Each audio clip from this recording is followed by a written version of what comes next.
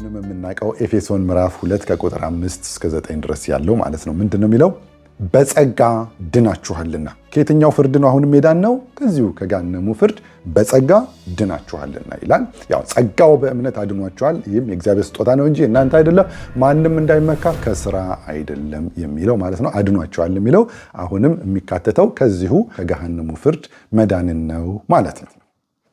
አሁን ደግሞ በተሳሳተ መልኩ የሚጠቀሱ በዚህ በኩል እናደርጋቸዋለን። ከገሃነሙ ፍርድ መዳን ጋራ የማይገናኙ ግን መዳን ተብለው የተጠቀሱ የመጽሐፍ ቅዱስ ክፍሎችን እናያለን። እነዛን የመጽሐፍ ቅዱስ ክፍሎችን ነው ከነዚህ ጋር የሚያገናኙት ሰዎቹ እና እነዛ የመጽሐፍ ቅዱስ ክፍሎች መዳን ተብለው ከዚህ ከገሃነሙ ጋራ የማይገናኙ ግን መዳን ተብለው የተጠቀሱ ክፍሎች አሉ። እነሱን እናያለን ማለት ነው። እነዚህ መዳኖች እዚህ ጋር አሁን ካሁን በኋላ የምናስገባቸው ከክብር፣ ከአክሊል፣ ከመንግስት፣ ከመንገስ ጋራ ብቻ የተያዙ መዳኖች ናቸው ማለት ነው እና ተለዋዋጭ ናቸው። አንዴ መዳን ይለዋል፣ አንዴ ክብር ይለዋል፣ አንዴ አክሊል ይለዋል፣ አንዴ መንግስት ይለዋል ማለት ነው እና ኢንተርቼንጅብል የሚጠቀማቸው ቃላቶች ናቸው እንጂ ከዚህ በኋላ የሚጠቀሱ ጥቅሶች ከዚህኛው ከገሃነሙ እሳት መዳን ጋራ የሚገናኙ አይደሉም ማለት ነው። ስለዚህ መዳን ስንት ነው? በአዲስ ኪዳን ውስጥ አንድ ነው። እሱም ከገሃነሙ መዳን ብቻ ነው። ከዚህኛው ግን መዳን ተብሎ የተጠቀሰው ቃሉ ብቻ ነው የተለዋወጠው ማለት ነው። ለምሳሌ መዳን ቢለው ያው ነው፣ አክሊል ቢለው መዳን ማለቱ ነው፣ መዳን ሲለው አክሊል ማለቱ ነው፣ አክሊል ሲለው ክብር ማለቱ ነው፣ ክብር ሲለው አክሊል ወይም አክሊል፣ መዳን፣ አክሊል እንደዚህ በተለዋዋጭነት የሚጠቀሱ ናቸው ማለት ነው። እነሱን ደግሞ ወደ ማየት እንሄዳለን። አሁን ደግሞ በጣም ሮንግሊ የሚጠቀሱትን ጥቅሶች እናያቸዋለን ማለት ነው። በመጨረሻው ዘመን ነው ገና መዳናችን የሚገለጠው፣ አሁን የተጠናቀቀ መዳን የለም ለማለት የሚጠቀሙት አንደኛው ጥቅሳቸው አንደኛ ጴጥሮስ 1:5 ላይ ያለውን ማለት ነው። እሱም እንደዚህ ይላል 1:5 ላይ በመጨረሻው ዘመን ተመልከቱ። አሁን ወንድማችንን አሳያቸዋለሁ። በመጨረሻው ዘመን ይገለጥ ዘንድ ስላለው መዳን፣ በመጨረሻው ዘመን ይገለጥ ዘንድ ስለተዘጋጀ መዳን። መቼ ነው የሚገለጠው ይሄ መዳን? በመጨረሻው ዘመን ነው ገና። ስለዚህ አሁን የተጠናቀቀ ነገር የለም የሚለውን ነገር ለመጠበቅ ማለት ነው። ኧረ አውድ ይነበብ። እሺ ከላይ ግን ከፍ ብለን ስናነበው እንደዚህ ይላል። ከ3 ጀምሮ ስናነበው ኢየሱስ ክርስቶስ ከሙታን በመነሳቱ ለሕያው ተስፋና ለማይጠፋ እድፈትም ለሌለበት ለማያልፍ ርስት። ተመልከት፣ ርስት ነው ይሄ። ዛታች መዳን ብሎ የጠቀሰው ርስቱን ነው። ርስት መዳን ርስት። በኋላ ላይ መዳን የሚለው ራሱን ነው ማለት ነው። ሰዎቹ ግን መዳን የሚለውን ገና ወደፊት ነው ይላሉና ርስቱን ነው መዳን የሚለው። በሌላ ትርጉም ላይ ያሳያቸዋለሁ። እሺ ለማያርፍ ርስት እንደ ምሕረቱ ብዛት ሁለተኛ የወለደን የጌታችን የኢየሱስ ክርስቶስ አምላክና አባት ይባረክ። ይህም ርስት ተመልከት፣ ይህም ርስት በመጨረሻው ዘመን ይገለጥ ዘንድ ለተዘጋጀ መዳን በእምነት በእግዚአብሔር ኃይል ለተጠበቃችሁ ለእናንተ በሰማይ ቀርቶላችኋል። ተመልከት እንግዲህ አሁን እዚህ ከገሃነሙ እሳት መዳንን እዚህ በሰማይ ቀርቶላችኋል ትላለህ? ኧረ አይገናኙም ጨርሶኑ። ከገሃነም እሳት መዳንን ከሰማይ ቀርቶላችኋል አይባልም። ስለዚህ እዚህ ጋር የተጠቀሰው መዳን ከገሃነሙ እሳት መዳን ጋር የሚገናኝ ነገር አይደለም። ሲጀመር በሰማይ ቀርቶላችኋል ራሱ የሚባለው ነገር እኮ በቃ አንድ የተደበቀ ነገር ነው። ሰርፕራይዝ ነው። ምንድነው ነው የሚባለው። ይሄኛው መዳን ግን ጸጋው በእምነት አድኗቸዋል ስትባል ከምን ነው ማለት ያለበት? ከምን? ከገሃነሙ ፍርድ። እድን ዘንድ ምን ማድረግ ይገባኛል? ከምን? ከገሃነሙ ፍርድ። እንደዚህ ነው። ኦኬ ያዳንን፣ በቅዱስ አጠራሩም የጠራን ያዳንን ስትባል ከምን? ከገሃነሙ ፍርድ። ይሄኛው ግን በሰማይ ቀርቶላችኋል፣ በመጨረሻው ዘመን ይገለጽ ዘንድ ያለው መዳን በሰማይ ቀርቶላችኋል ሲባል አንድ ሌላ በሰማይ የቀረ ክብር ነው ማለት ነው እንጂ ስለ ገሃነም እሳት አይደለም እዚህ ጋር የሚወራው። ኦኬ እና እዚሁ መጽሐፉ ራሱ ርስት እያለ የሚያወራው ማለት ነው። ርስት የሚለውን እታች መዳን ይለዋል፣ መዳን የሚለውን እላይ ርስት ይለዋል ማለት ነው። ሕያው ቃልስ ምን ትላለች? እዚህ ጋር እንደዚህ ከ4 ጀምሮ ላንበብ።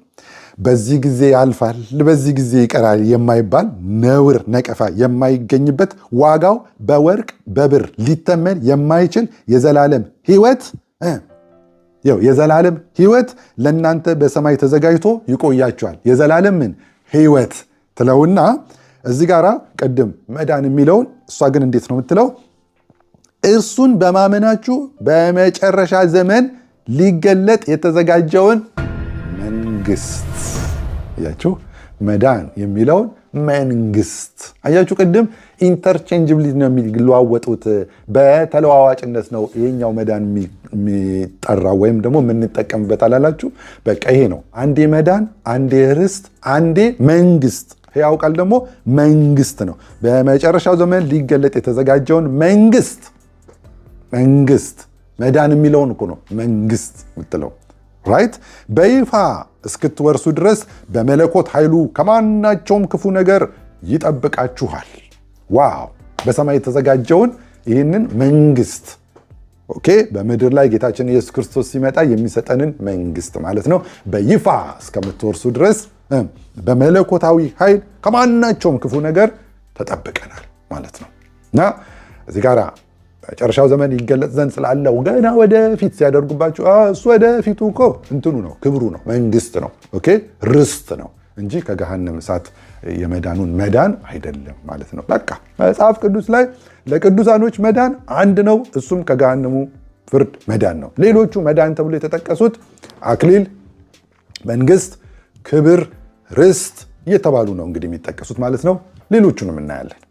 ጴጥሮስ ላይ በመጨረሻው ዘመን ይገለጥ ዘንድ ለተዘጋጀ መዳን ብሎ የጠቀሰውን ጳውሎስ ሮሜ ላይ ደግሞ መዳን የሚለውን ክብር ብሎ ለውጦት አንድ አይነት አጻጻፍ ይጽፋል። እንደዚህ ነው። ሮሜ 8:18 ላይ ተመልከቱት። ለእኛም ይገለጥ ዘንድ ካለው ክብር፣ አያችሁ፣ ለእኛም ይገለጥ ዘንድ ካለው ክብር ጋር ቢመዛዘን የአሁኑ ዘመን ስቃይ ምንም እንዳይደለ አስባለሁ ይላል። አያችሁ፣ ጴጥሮስ በመጨረሻው ዘመን ይገለጥ ዘንድ ለተዘጋጀ መዳን፣ ጳውሎስ ይገለጥ ዘንድ ለተዘጋጀው ወይም ለእኛ ይገለጥ ዘንድ ካለው ክብር፣ መዳን የሚለውን ክብር ይለዋል ማለት ነው። ቅድም ያው ሕያው ቃል መንግስት ያለችውን ማለት ነው። ስለዚህ በተለዋዋጭነት ነው የሚጠቀሙት ይህንን ቃል ማለት ነው። አንዴ መንግስት፣ አንዴ መዳን፣ አንዴ ክብር፣ አንዴ አክሊል እና እነዚህ እዚህ ጋር የተጠቀሱት አንዴ መንግስት፣ አንዴ ክብር፣ አንዴ መዳን፣ አንዴ መንግስት እየተባሉ የተጠቀሱት ነገሮች በሙሉ የሚያመለክቱት ስለ የትኛው ነው? ራእይ ላይ ስላለው ማለት ነው። ኦኬ፣ ስለ መንግስት ነው። ኦኬ፣ አሁን እዚህ ጋር ሕያው ቃል ራሱ የወሰደችው ይገለጥ ዘንድ ስላለው መንግስት ያለችው ራሱ ከዚህ ላይ ተወስዶ ማለት ነው። ራእይ ምዕራፍ 20 ላይ እንደዚህ ያለ ዙፋኖችንም አየሁ፣ በእርሱም ላይ የተቀመጡት ዳኝነት ተሰጣቸው። ይህንን ነው ክብር የሚለው፣ ይህንን ነው መዳን የሚለው፣ ኦኬ፣ ይህንን ነው መንግስት የሚለው ማለት ነው። ጴጥሮስ መጨረሻው ዘመን ሊገለጥ ዘንድ ስላለው መዳን የሚለው ይህንን ነው። ጳውሎስ ሊገለጥ ዘንድ ስለተዘጋጀው ክብር የሚለው ይህንን ነው። ሕያው ቃል መንግስት ትለዋለች፣ ይህንን ነው። ዳኝነት ተሰጣቸው። ስለ ኢየሱስ ምስክርና ስለ እግዚአብሔር ቃል ራሶቻቸው የተቆረጡባቸው ሰዎች ነፍሳትን፣ ለአውሬው ለምስሉም ያልሰገዱትን፣ ምልክቱን በግንባራቸው ያልተቀበሉትን፣ አሁን ያሉትን ያለፉትን እና ሐዋርያው ጳውሎስ እንደገና በ7 ዓመቱ መከራ ውስጥ ደግሞ ወንጌል ተሰብኮ የመንግስት ወንጌል ተሰብኮ የዛን ጊዜ ደግሞ በመሲሁ የሚያምኑ እነሱን ሁሉ ያጠቃልላል ማለት ነው። እና እሺ፣ በግንባራቸው በእጃቸው ያልተቀበሉትን አየው። ከክርስቶስ ጋር 1000 ዓመት ኖሩና ነገሱ። መንገስ።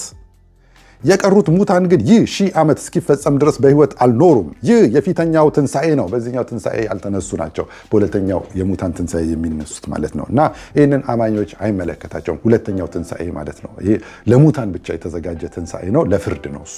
ይሄ በመጨረሻው ትንሣኤ ግን ሁሉንም አማኞች የሚመለከት ማለት ነው። መለከት ይነፋል፣ ሁላችን እንነሳለን። አስቀድሞ በክርስቶስ ያንቀላፉቱ እኛ ሕያዋን የምንቀር ደግሞ በቅጽበት ዓይን እንለወጣለን። ጌታን በአየር ላይ ለመቀበል እንነጠቃለን ማለት ነው። ኦራይት፣ የፊተኛው ትንሣኤ እድል ያለው ብፁዕ ነው። ያ እድለኞች ነን፣ ብፁዕ ነን። እሺ፣ ሁለተኛው ሞት በእርሱ ላይ ስልጣን የለውም። ስለዚህ አማኞች እንደገና ለፍርድ ወንበር ፊት አይቆሙም ማለት ነው። ራይት፣ ድነዋል።